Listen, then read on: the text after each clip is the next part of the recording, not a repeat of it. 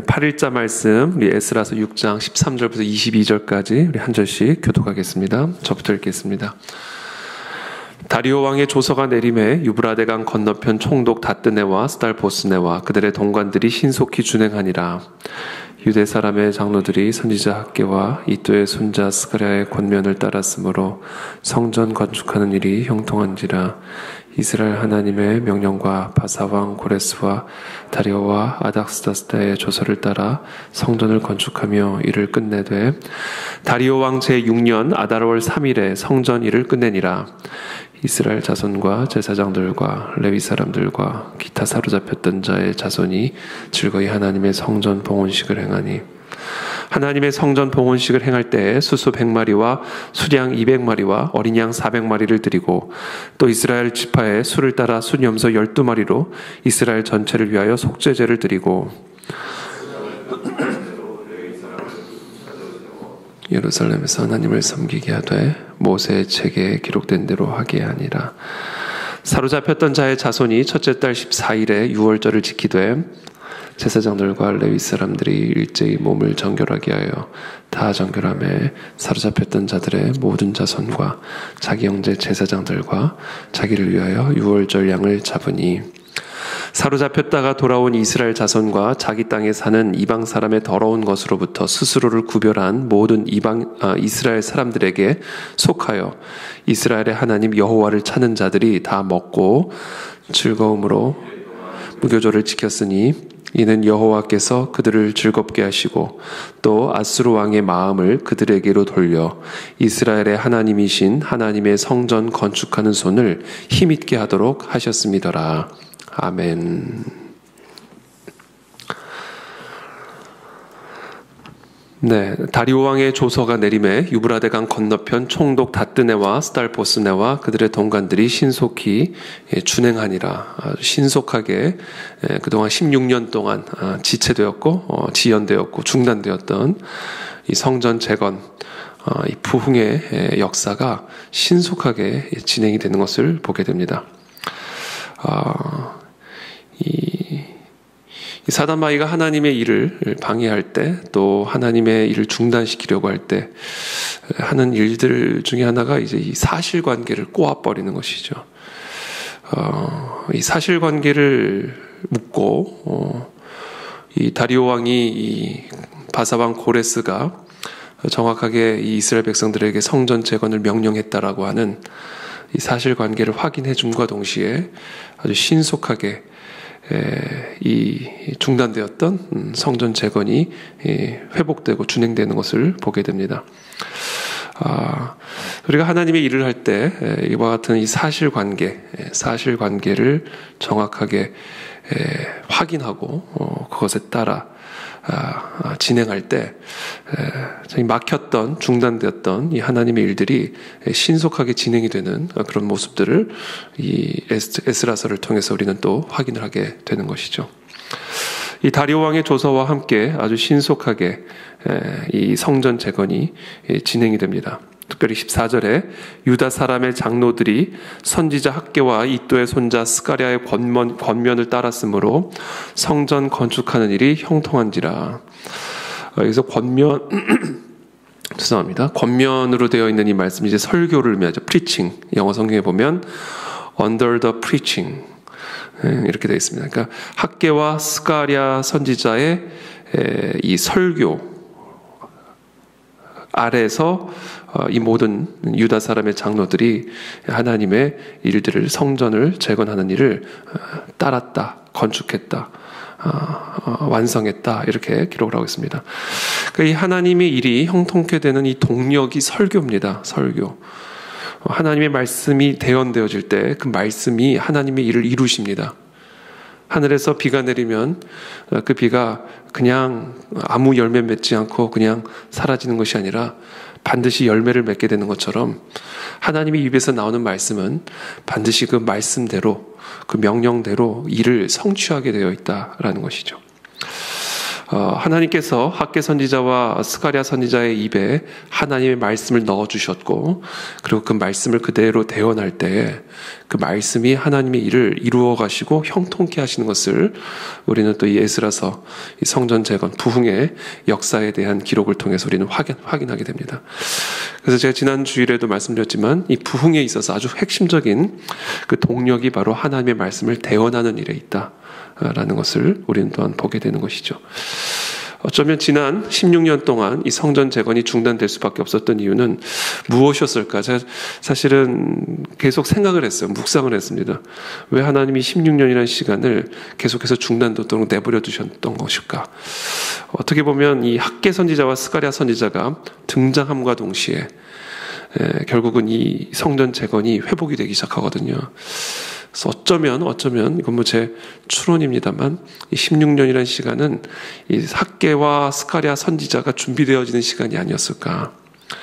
이 학개 선지자와 스가랴 선지자의 준비됨을 통해 비로소 이스라엘에 나타나 하나님의 말씀을 대언하기 시작하였고, 그때 비로소 하나님의 일들이 다시금 재개되는 것을 보게 되는 것이죠. 이 땅의 부흥의 역사가 회복이 되고 부흥의 역사가 재건되는 일은 바로 이와 같은 학개 선지자와 스가랴 선지자의 등장을 통해서 시작된다는 사실을 우리는 확인하게 됩니다. 그래서 저희가 오늘 이 새벽에 하나님 이 땅의 부흥, 이 열방의 부흥을 위해서 우리가 기도해야 할 것은 이와 같은 하나님의 말씀을 대언하는 학개 선지자와 스가랴 선지자와 같은 하나님의 선지자들이 등장되게 도와주시고 그들이 대언하게 하여 주시어서 하나님의 말씀을 대언할 때에 이 성전 건축하는 일이 형통하게 되었던 것처럼 이 땅에 중단되었던, 지연되었던 이 부흥의 역사가 다시금 재개되고 형통케 되어지는 은혜를 허락하여 주시옵소서. 바로 여기에 동력이 있음을 오늘 우리는 또 에스라서를 통해서 발견하게 됩니다. 16절에 이스라엘 자손과 제사장들과 레위 사람들과 기타 사로잡혔던 자의 자손이 즐거이 하나님의 성전 봉헌식을 행하니, 하나님의 성전 봉헌식을 행할 때 수소 100마리와 수량 200마리와 어린 양 400마리를 드리고, 또 이스라엘 지파의 수를 따라 수렴소 12마리로 이스라엘 전체를 위하여 속죄제를 드리고, 제사장을 그 분반대로 레위 사람을 그 순차대로 세워 예루살렘에서 하나님을 섬기게 하되 모세의 책에 기록된 대로 하게 하니라.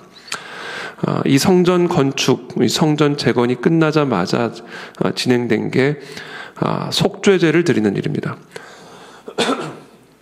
성전 봉헌식을 행하면서 행한 일, 동시에 행한 일은 바로 수소 100마리와 수량 200마리, 어린 양 400마리, 이스라엘 지파의 수를 따라 수렴소 12마리로 이스라엘 전체를 위해 속죄제를 드렸다. 이 속죄제라는 것은 이제 죄를 대속하는 제사죠. 이 성전 건축과 함께 이스라엘 백성들이 회복했던 것은 바로 제사였고요. 바로 제사 가운데서도 죄를 대속하는 제사를 회복하는 것이죠. 그래서 이와 같은 이 염소에게 우리의 모든 죄를, 이스라엘 전체의 죄를 전가시키고 이스라엘 전체의 죄를 전가받은 이 염소를 죽임으로써 이스라엘 전체의 죄가 사함을 받는 그와 같은 속죄제를 드리게 됩니다.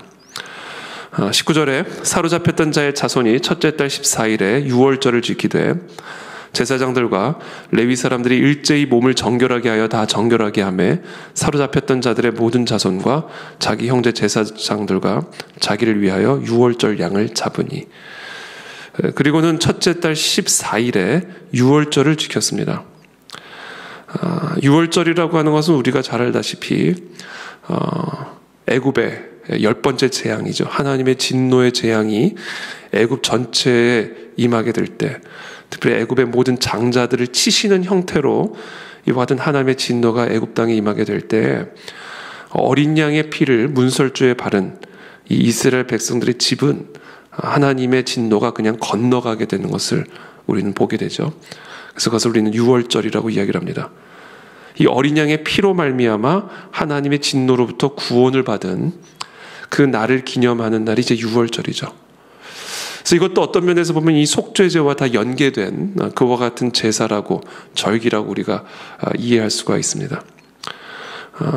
이스라엘 백성들도 다 애굽 땅에서 함께 살았던 백성들이기 때문에, 애굽 사람들과 섞여 있었던 사람들이기 때문에, 애굽의 문화와 문명 아래 있었던 사람들이기 때문에 이 이스라엘 백성들이나 애굽인들이나 아무런 차이가 없이 하나님의 진노를 받아 멸망을 당할 수밖에 없는 죄인들이었지만, 하나님의 명령을 따라 자신의 집에 어린 양의 피를 문설주에 바름으로써 하나님의 진노로부터 구원을 받는 이와 같은 역사는 바로 이 속죄제가 담고 있는 의미를 시각적으로 우리에게 보여주고 있는 사건이었던 것이죠.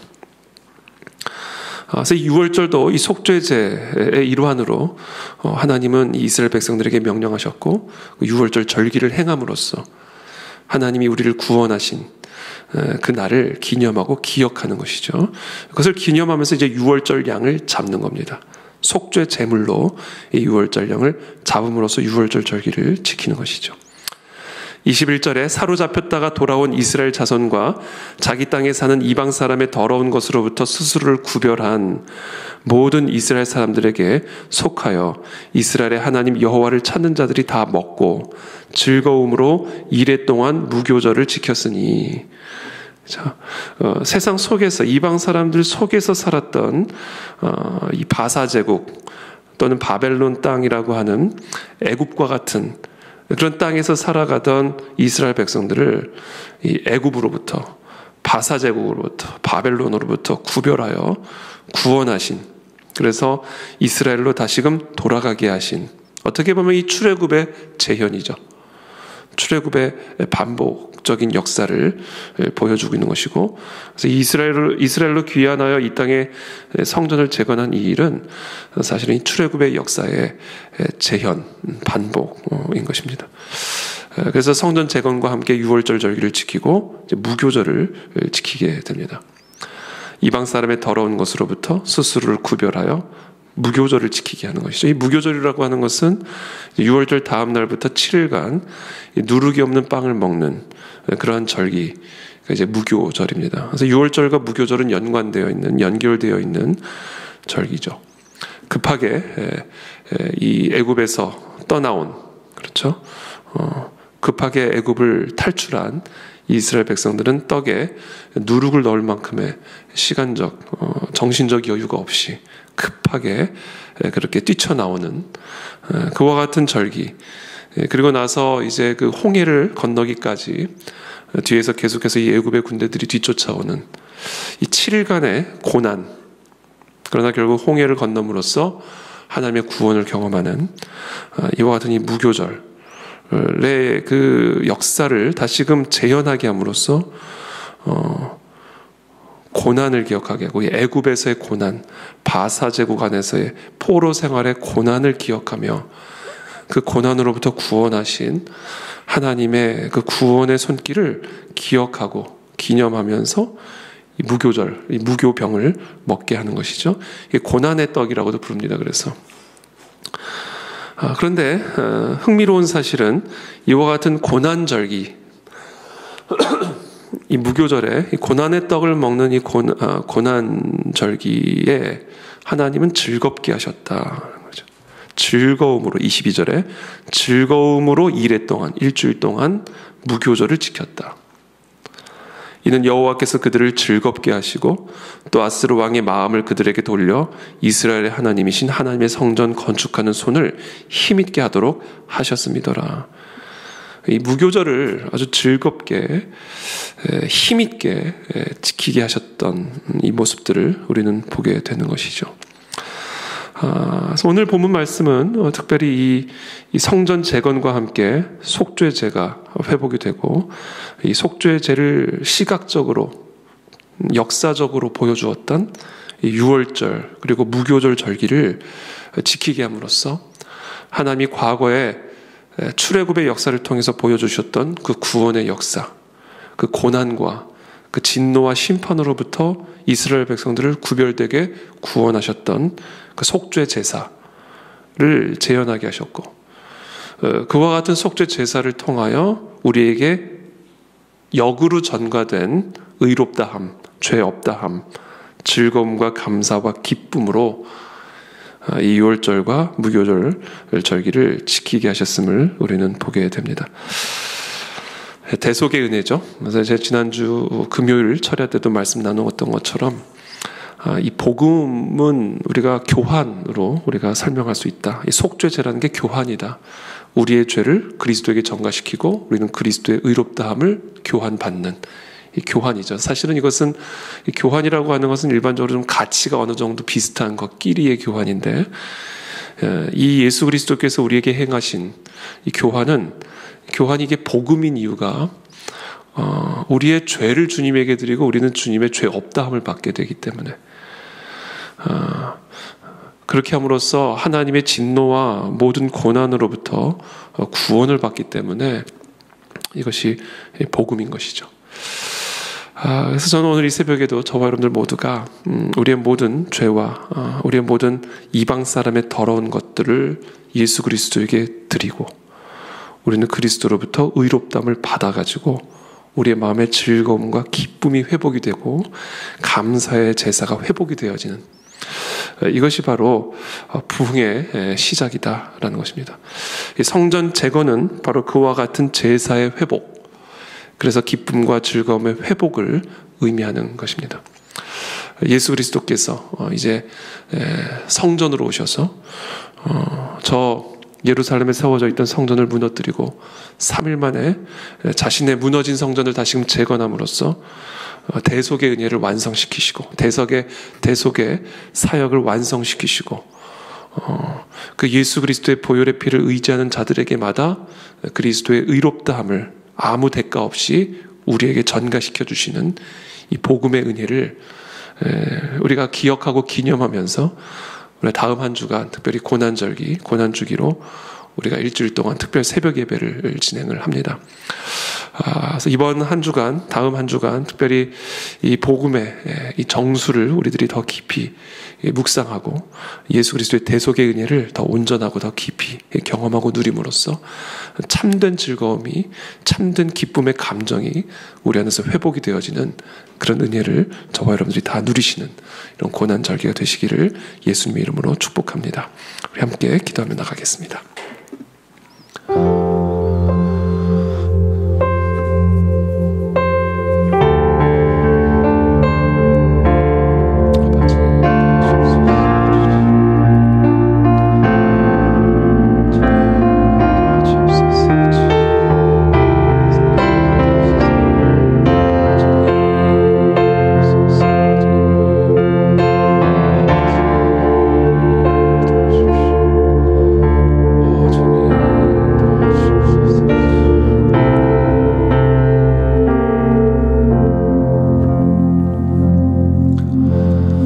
살아계신 주님, 우리의 모든 죄를 전가받으시고 우리에게는 예수 그리스도의 죄 없다함을 전가시켜 주신 이 복음의 교환의 소식을 오늘도 우리가 함께 기억하고 오늘 십자가의 보좌 앞, 십자가의 은혜 앞으로 담대히 나아갑니다. 주님, 우리의 모든 죄를 주님께 담당시켜드리고 오늘 이 시간 주님으로부터 말미암는 죄사함의 은혜와 평강의 기쁨을 받아 누리는 그런 복된 이 새벽이 될 수 있도록 성령 하나님 우리 모두에게 은혜를 베풀어 주시옵소서. 특별히 다음 한 주간 예수 그리스도의 대속의 은혜를 우리가 기억하고 기념하며 또 고난절기로 성금요일의 시간으로 우리가 함께 한 주간을 보냅니다.